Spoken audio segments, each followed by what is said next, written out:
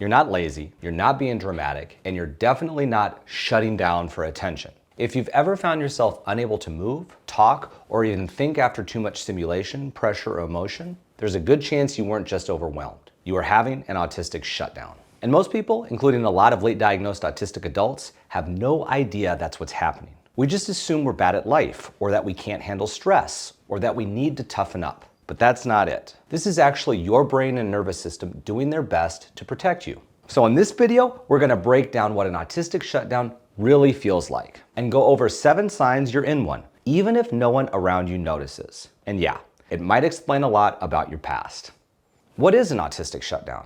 A shutdown is a type of autistic response to overload. That can mean sensory overload, emotional stress, social overwhelm, or even just doing too much for too long without rest. Unlike meltdowns, which tend to be external and visible, shutdowns are more internal. You might not scream, cry, or throw things. Instead, you might go quiet, still, frozen.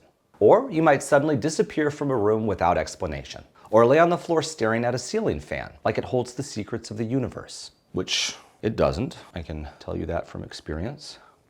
And because shutdowns are often silent or invisible, they get missed by doctors, by teachers, by family, sometimes even by us. Especially if you're a high-masking autistic adult. You might not look distressed on the outside. You might just look tired, or quiet, or weird. But inside, your brain is screaming, "Too much, too fast, shut it down." And that's important to remember. Shutdowns are protective.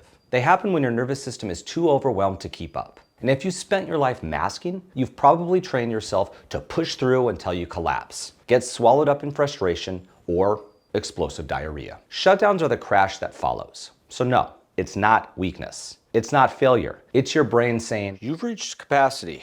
We're going offline now to survive." So how do you know if you're experiencing a shutdown? Well, here are 7 common signs. And remember that every autistic person is unique. So shutdowns for you might look different. We also have a free companion guide to shutdowns. Links in the description. Now let's dive in. Number 1, you freeze like a glitching video game character. You want to move, but you can't. Your body goes still. You're stuck in place. Even thinking about what to do next feels impossible. Sometimes it hits mid-task. You'll be halfway through something, like brushing your teeth or sending an email, and then suddenly, nothing. Your arms won't move. Your brain just flatlines. You might still be standing or sitting there, but internally, it's like the screen goes dark. I've had shutdowns where I've stood in the middle of a room for who knows how long, holding a mug or a sock, or literally nothing, just frozen. Not thinking, not planning, just trying to remember what I was supposed to do with myself. It feels like I've been paused and someone lost the remote. It's fairly uncomfortable, and it often feels like it comes out of nowhere. And I think it's also important to mention that usually when someone does hit that remote control pause button and you freeze, your face will either look like you're drunk or constipated. Not mentioned in the diagnostic criteria for autism, but still important to be aware of. That's why you're here. If you find yourself physically or mentally frozen in the middle of a task, especially after stress or overload, that could be a shutdown. Number 2, you go nonverbal or minimally verbal. Even if you're usually talkative, words can suddenly feel completely inaccessible. You might go totally nonverbal, or your speech becomes clipped. Single words, nods, maybe gestures. Sometimes you might start foaming at the mouth, mumbling something about wanting cheesecake. No, that actually has nothing to do with shutdowns. Really? Yeah, that's just you wanting cheesecake. And it's not a choice. It's not being quiet. It's more like your brain has shut off the speech feature for a bit. You might want to talk, you might know what you want to say, but the words just don't come out. Or they feel too heavy, like trying to lift weights with your mouth. Even answering a yes or no question feels impossible. When I'm sitting in a passenger car on the old shutdown express, I can't talk or think much. Sometimes it's a long train ride, and my wife Debbie gets a little bit chitty-chatty. She'll start using a lot of words and asking a lot of questions. I'm gonna be completely honest with you. I have absolutely no idea what she's talking about. And I don't want to mislead her into thinking I'm in it to win it, because I'm not in it. I'm 100% out of it. So when she looks at me with her cute little face and I see her mouth moving, I just quietly whisper to her, "Shy." And she'll stop talking, stare at me, and then giggle. Because she knows we're on the shutdown express and we're gonna sit quietly together and enjoy the ride. But before that, she won't even know. It's all in my brain, and I can't even tell her because I'm too shy. So not being able to speak, even temporarily, is a real sign of shutdown. Number 3, you feel emotionally numb or disconnected. You're not calm, you're shut down. This kind of numbness isn't peace. It's more like your emotions hit the overload button and disappear to protect you from burning out entirely. You stop feeling anything at all. No sadness, no joy, just static. Or you might still feel something, but it's distant, like it's happening to someone else. It's hard to connect to your own reactions, even when something should feel big. Everything feels dulled or muted. You might feel like you're floating outside your body or watching life happening through a screen. I've had shutdowns where I felt like I was behind glass. Like I could see what was happening, but I wasn't really in it. Just sort of watching life happen without being able to join in. Kind of mysterious, but also a little bit creepy. So emotional numbness during stress isn't always trauma related. For autistic people, it can also be part of a shutdown. Number 4, sudden drop in energy, like a battery dying.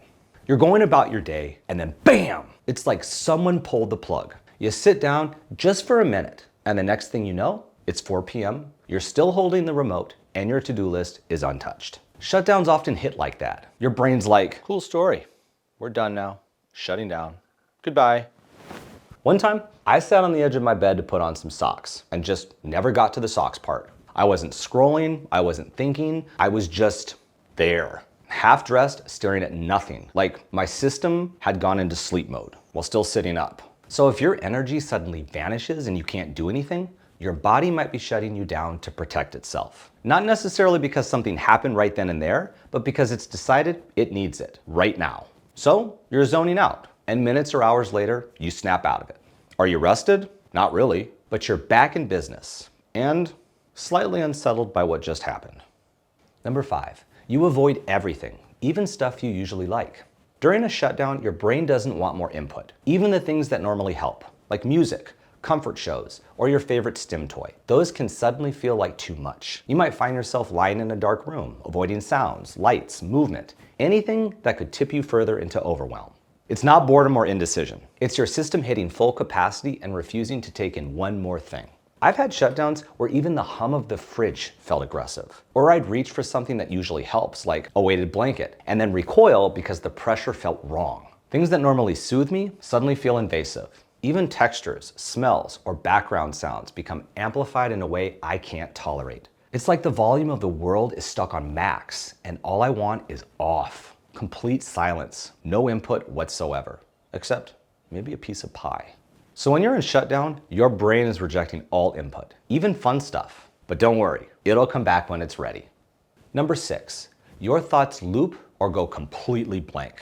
Shutdowns don't just affect your body, they mess with your thoughts too. Sometimes your brain locks into a single idea and won't let go. Other times, your mind just disappears. No thoughts, no plan, nothing happening up there. You might find yourself stuck replaying a mistake, overanalyzing a conversation, or spiraling about something completely random. Your brain grabs one thread and won't let go, no matter how tired you are. But other times, it's like someone unplugged everything. You're just sitting there, staring into space, trying to remember what you were supposed to be doing, or even how to start thinking again. It's not peaceful, it's empty, and trying to push through it just makes it worse. I tend to switch between the two. 1 minute, I'm stuck reanalyzing a conversation from 2009, convinced I ruined someone's life with my tone of voice. And the next, I've completely blanked out and can't remember how forks work. So shutdowns can affect your cognition just as much as your body. It's a real and common part of the autistic experience. Number 7, you need to be alone immediately. Shutdowns often come with an urgent, non-negotiable need to get away from everyone, even the people you love. It's not personal. It's your brain screaming, too much input, too many eyes, too many expectations, leaving now. So you might find yourself quietly slipping out of a room, pretending to take a bathroom break, or suddenly canceling plans with no energy to explain why. The idea of having to interact with another human, even briefly, feels unbearable. So when it gets really, really bad for me, I'll start the shower and just sit on the floor. Not in the water, just in the steam. It's one of the only places that feels quiet enough to exist. Sometimes I'm so out of it, I don't even realize the hot water ran out and the temperature is starting to get cold. So yes, I have had times where I'm sitting in freezing cold water just because it's a quiet spot of solitude. So that deep, urgent need for solitude, respect that need. Because if you don't look distressed on the outside, it could be your brain and body navigating a shutdown. If this sounds like your life, start by noticing the signs before the full shutdown hits. Use our guide to track what leads up to it: sensory triggers, social exhaustion, decision fatigue, and let go of the shame. You're not lazy or difficult. You're autistic, and your brain is trying to take care of you in the only way it knows how.